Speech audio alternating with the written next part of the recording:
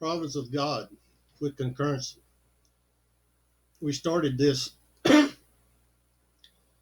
We started this last week, and we're going to try to finish it this week. I'm not guaranteeing nothing.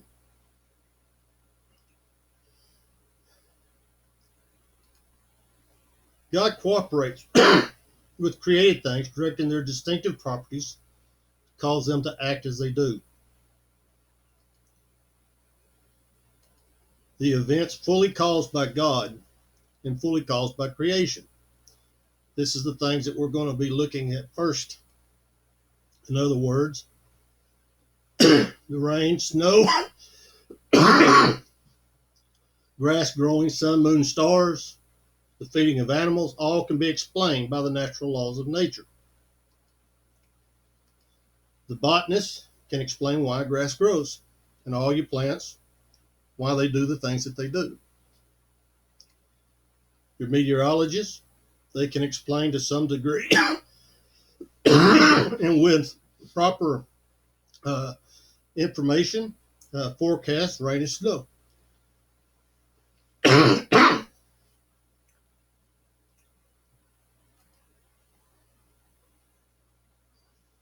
The astrologer can explain why the sun and stars do what they do. The physicist can explain why dice gives the results that they do. And yet the Bible teaches us that God is in control and causes each. When we start, look at Psalm 148.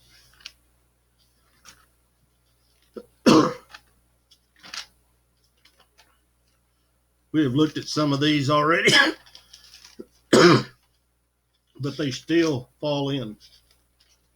148 in verse 8,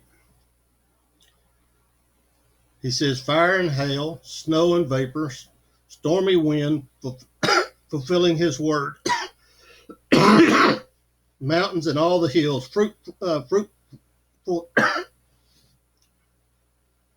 fruitful trees, and all the cedars. God is in control of every bit of that. He takes it, he passes it on. The 104th Psalm. You go down, you look at verse 14 and following. He causes the grass to grow for cattle, the herb for the service of man, that he may bring forth food out of the earth, and wine that maketh glad the heart of man, and oil to make his face to shine, and bread which strengthens man's heart. The trees of the Lord are full of sap, the cedars of Lebanon which he hath planted, where the birds make their nest as the stork. The fir trees are her house. The high hills are a refuge for the wild goats. I'm sorry, y'all.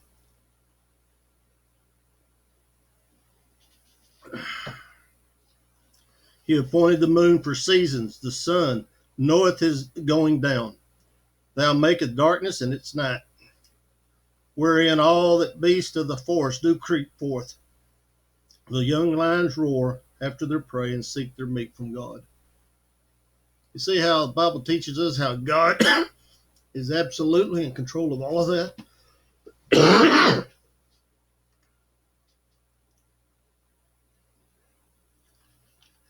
In the book of Job, as Job is dealing with his sufferings, God begins asking Job certain questions that we try to take and say that we know the answers to. And God says, no, you don't. In 38, beginning verse 12, hast thou commanded the morning since the days, and caused the day spring to know his place, that it might take hold of the ends of the earth, and the wicked might be shaken out of it. It is turned as clay to the seal, and the stand as a garment. And from the wicked their light is withholden, and the high arm shall be broken. Hast thou entered into the springs of the sea, or hast thou walked in the searches of the depths? And you just continue to read how that God is, I apologize, how God is in control of each and every one of these. This shows us that it is incorrect to think that we know the natural causes and that God has no part in its cause and effect. You know, God is the one that causes all this. The doctrine of concurrence affirms that God directs nature with its works through the distinctive property of the things created, so that these things bring about the results that we see. Now, I want us to look at man and his daily life. This is one where you're probably lucky that I'm drowning, because you could go on for a long time here. And yet, I'm not sure that we would ever really know any more than what we had at the beginning. But we look at man's daily life. God gives us each our needs. You take and you look at the book of Matthew 6, verse 11. And he says, he gives us this day our daily bread. And of course, this is in his teaching prayer. And yet in that prayer, Jesus reminds us that our daily bread is given to us by God. In Philippians 4,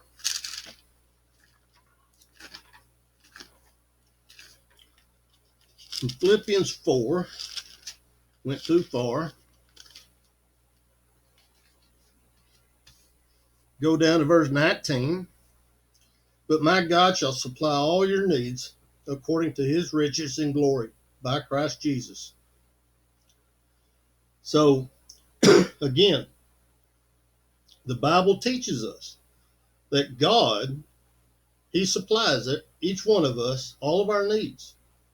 Now, we may think that we're doing it ourselves, but it's not. It's God. God gives our days, even before we're born. Now, this is something that, to me, is really interesting. You know, I'm going to go backwards here, and I'm going to go to Jeremiah chapter 1, because at Jeremiah chapter 1, I want you to see how Jeremiah speaks. In Jeremiah chapter 1, verse 5, before I formed thee in the belly, I knew thee. And before thou camest forth out of the womb, I sanctified thee, and I ordained thee a prophet unto the nations. Now you think about, before he was even conceived, God had already set his days. He had already made him a prophet to the nations. And it happened. We take and we go to the Psalms, 139th Psalm. 139th Psalm, verse 16. Thine eyes did see my substance, yet being unperfect, and in thy book all my members were written, which in continuance were fashioned, when as yet there was none of them. In other words, before they were ever even considered to be started to be formed, God already had them in his book. He already had them written down, and he had them fashioned. That's a wonderful God. You go to the book of Job, and you go to Job 14.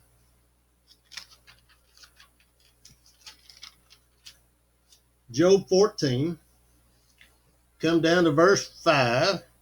He says, seeing his days are determined, the number of his months are with thee. Thou hast appointed his bounds that he cannot pass. You know, this is some of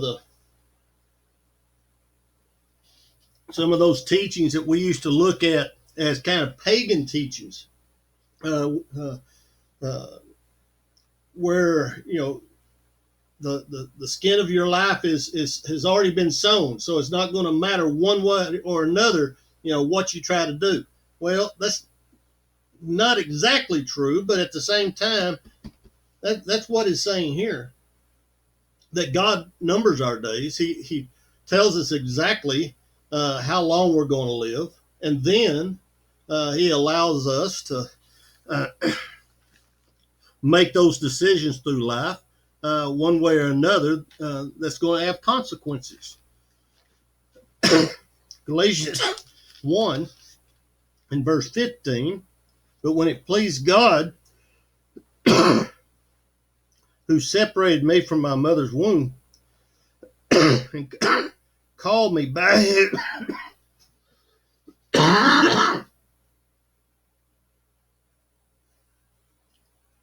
and called me by his grace,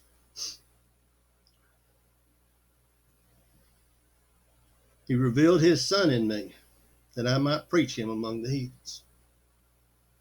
Paul said, this is something that I wasn't doing. This is something God did. And yet he did it in me, in my physical body. All of our actions under God's providential care. Acts chapter 17. We read this a couple of weeks ago. But it says, for in him we live and move and we have our being, as certain also of our own poets have said, for we are also his offspring. Everything we do is within God. We're doing it within his realm. Jeremiah 10:23 reminds us it is not within man that walketh to direct his own steps. Why? Well, because God directs them. In Proverbs 20 and verse 24, a man's steps are of the Lord. How then can a man understand his own way? And the answer is, we really can't.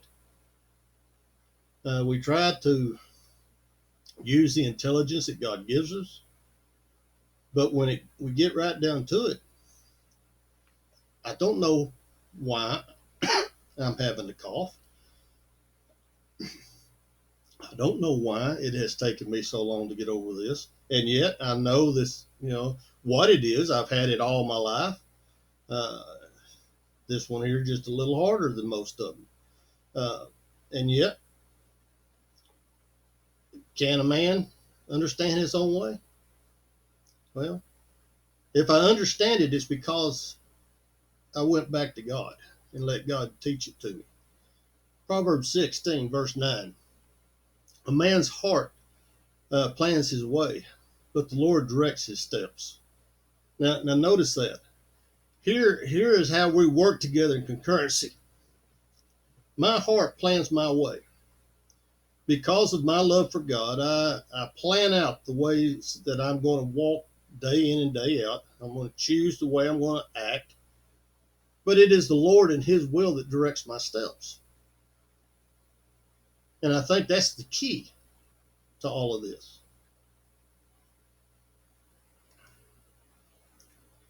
God causes all things that happen, but he does it in such a way that he somehow upholds our ability to make willing, responsible choices.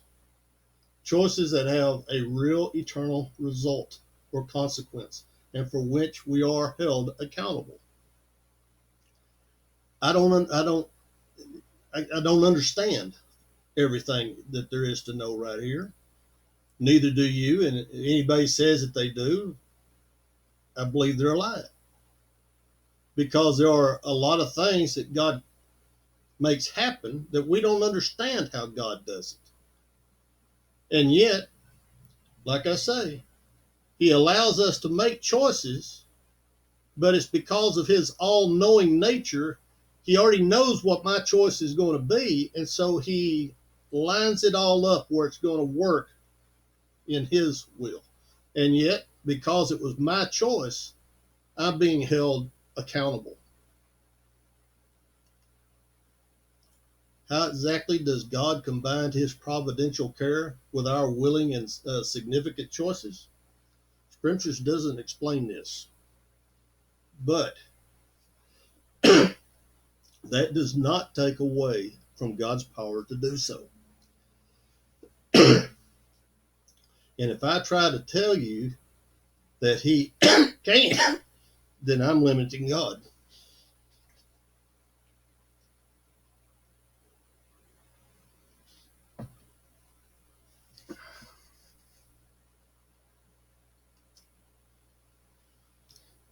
Simply because we cannot explain it does not detract from it being true.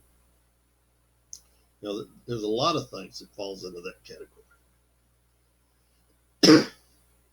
There's a lot of things we know are true because God says it is, but we don't understand it. Psalm 33.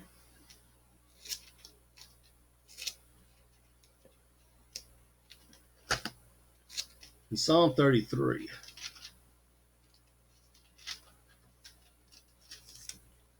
verses 14 and 15.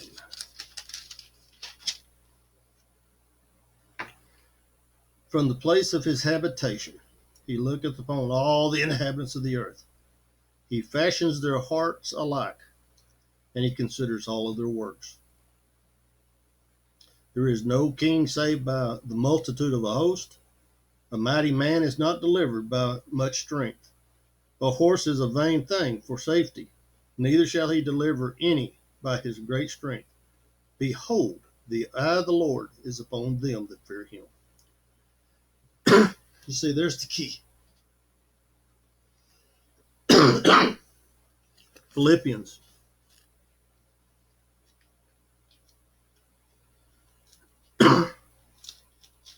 Philippians 2:13.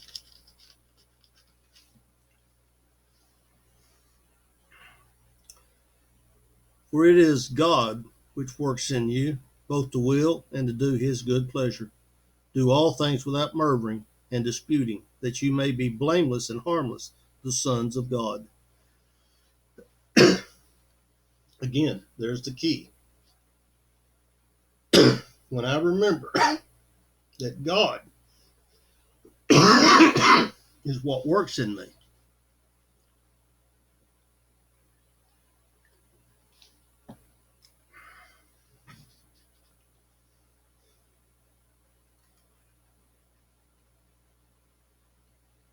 so how do we wrap our minds around this doctrine? This is something that I've really worked on. I have thought about it and thought about it. And I came across with this. In the play Macbeth, who killed King Duncan? Macbeth or Shakespeare? I mean, think about this now. On one level, Macbeth. Macbeth is the one that did the physical killing in the play. But on the second level, Shakespeare, who wrote the play.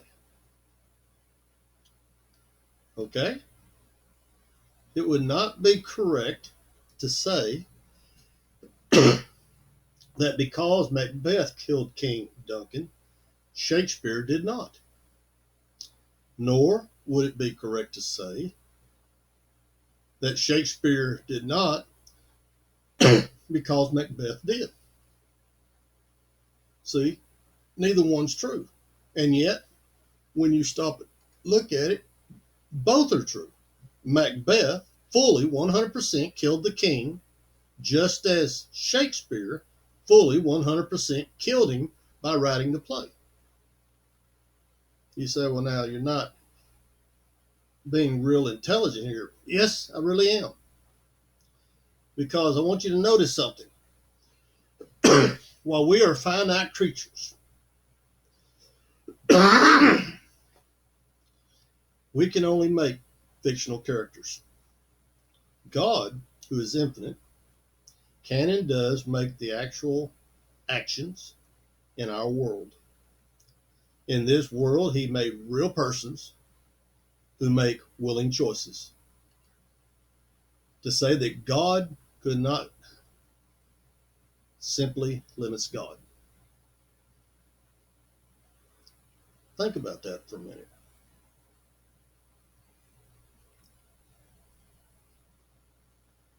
Take and contemplate this a little bit. Read through it a time or two. Because when you look at what's being said, both are fully true. Macbeth in the play 100% was the killer, while Shakespeare, because he wrote the play, was also 100% the killer. It's the same way today. While God writes out history with his will, we are the actors in our life's play. So we are responsible for the decisions we make.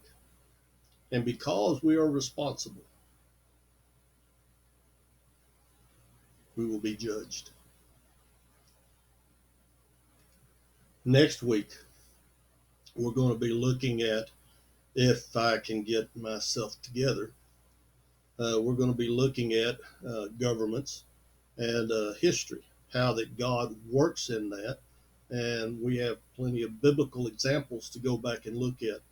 I apologize for how terrible this presentation is. You got the best that I had. I absolutely, I'm sitting here with the shakes. Uh, so I apologize. But you got the best of what I have. Uh, we'll try to be better next week. Thank you, and we love you, and we can't wait until we can all meet together again in person.